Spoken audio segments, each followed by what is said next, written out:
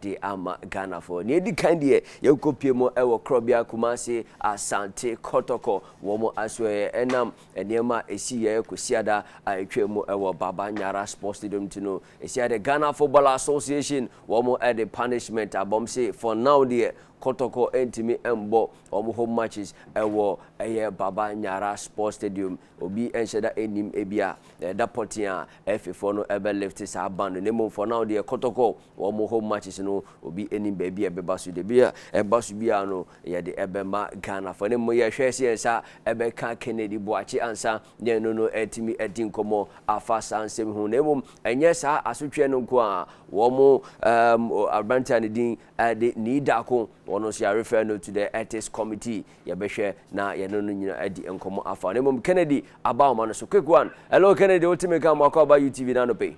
Hello, good morning, Romeo. Boko there. Hi, good so. Banda yen sa kan sanity. Sanity. You have been notified, and it's all about the place. It's also on the official GFO website. Yeah. Yes, for now the I mean home matches ewo Kumasi enti da be pa na bia sa ban no so betwa na ya notify mo venues am be use for the league. Hello Kennedy.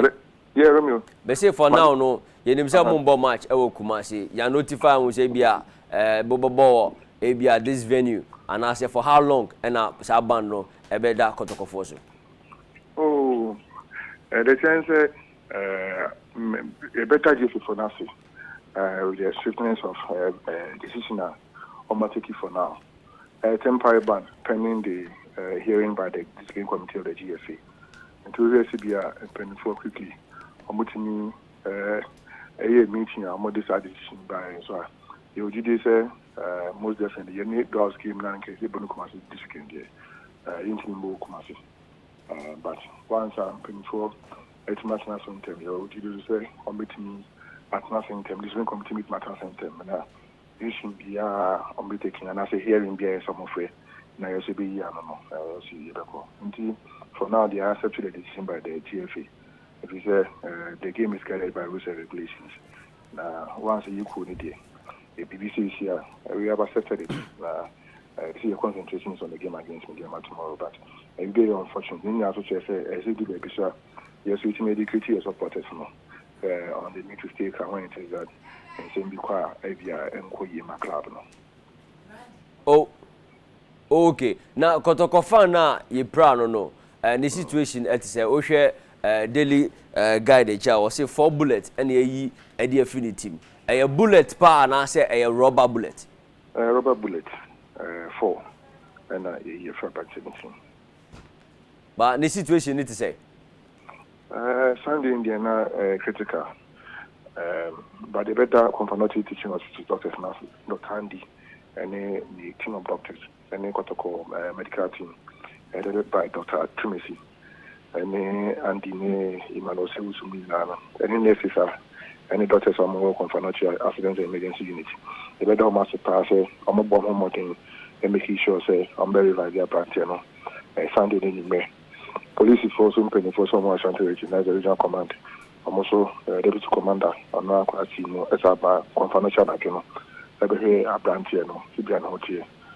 Now I see could CT scan our spectra. Police for the ambulance MI the branch in 2 million ko by. A year no to know regional commander na ka fasu stress me ko to company for. E ko ha branch here no. And on up base 88 na me ko pie mo confirmation. Because I said I'm not about to me Akasa what in the any phone number numbers my doctors no and typically I'm also contacted ABC number if you look at crime as a bare mid morning and the any near paying about what a company for now so far could be more any seconds in penny for now I could be more if you are regional commander bank also and then company force I could pay more confirmation for your planting. The unoperated and Adam in Hoya. Okay. Now, you have to say, need that also, you are referring to the ethics committee. The bonnet is say. Once I referring to the ethics committee, who and same for us and make camp assembly. He said the matter is before the ethics committee. train whatever form of support the outside. I said in my branch and said the manner. Okay. And now Ochina Nyame aduma so midweek so mo call takwa against Mediama. Edebena Kotoko fans na expect you say for now the Kotoko is wounded. And mo call as wounded lions. Say and mo take match nafa. Oh, you call out. Uncle Amayo Kumasi. Uncle Amayo Kumasi doesn't mean saying to Uncle Amayo Takwa. Into 20 years you call out say the Chelsea beat me a year Kumasi and you should beat my Quay Takwa. Okay. Kennedy and pay UTV Sports that's it. Ora Kennedy Boachansa Ekasa Emma Krobia Kumasi Asante Kotoko wono ene no atwe nkoma waboye mu de ekoso ewo Asante Kotoko Bobo Kenemum another match report so Saka HS almost striker ni the George Abegi esia de omono no eto nkwanto mapai womo ejano a obi enim se odanani akopie mu ewo ni krom dia emrepem no sa ensem no so ebetimi aba nemum yemfri Asante Kotoko camp na yenkopie mu ewo FC Barcelona womo aso esiade o coacha ne din ade Ernesto Valverde eno anado na coach no womo pamo no say po na chese ne modern bono womo say this season enyadia eso ni say FC Barcelona team no UEFA Champions League ne mom coach ne ba ne first season woji La Liga at the moment the second season was La Liga woji Super Cup was Copa del Rey ni nyina no and so basafo ni ema esiade womo apam Ernesto Valverde wo free Bobo Konim Nemo ne replacement no run di Adekye Setien wono former Real Betis womo coach wono and womo akofa no hwe enigia FC Barcelona supporters womo Japan na chese ampa ora Kike Setien womo enim no pa se club no philosophy no adia ebetimi aba na kwan bia so no wo bo tikitaka no enti womo ani aje so mo nsa akanemo ora Ernesto Valverde ebo 145 matches onya enkunimde be 97 and draw 32 enkuko mako edu ensia pe na eko adimana ni nyina chi no Barcelona boboko no apam ora Ernesto Valverde Kike Setien wono na wabe take over as head coach FC Barcelona obe homa ekopem 2022 na chirese ampan modern bono ade abasa boboko no agidi se ebeso ni enotina womo apau na ora Kike Setien obe head coach FC Barcelona isia de Ernesto Valverde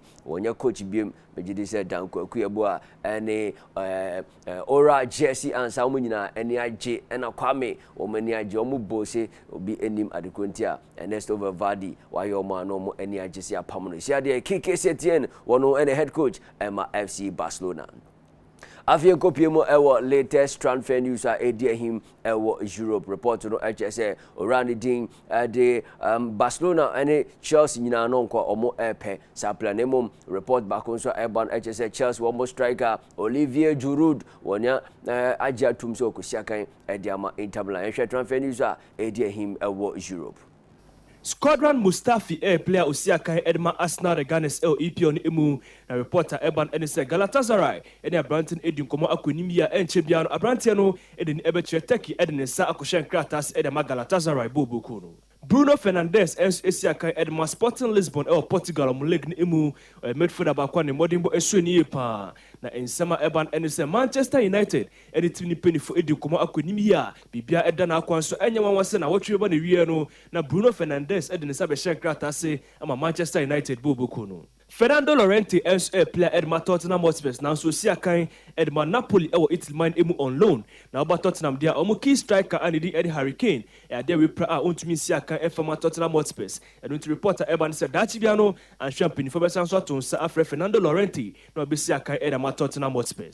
Jack Grealish player Osiakai Edma Aston Villa or a player back on the modern bono a swany pa and the former teammate and the Eddie Gabriel Agbonlahor and then some at Manchester United for him say some player the modern boy a swany pa dia and then our show boss and a down and the Eddie Jack Grealish no or Munyan or Manchester United or what team the pa Thomas Muller Osiakai Edma Bayern Munich or German Bundesliga and Emu or Bob Bayern Munich 20 years let's just send the modern board a sunny pa. Now, a Branton Eda to Tim Penny for him, say, be a dui, or be person be few Aquacosia Kai, Edama team for fro. Now, since Semedo ends a defender Edma FC Barcelona, now in summer head coach Emma Tottenham Hotspur, Jose Mourinho Eda to Tim Penny for him, say, a Branton Embodimbo a sunny pa, and which Omiano bet me a Senabel Monsabet Miaka Brantier, and it did Edis Semedo no Messia Kai, Emma Tottenham Hotspur.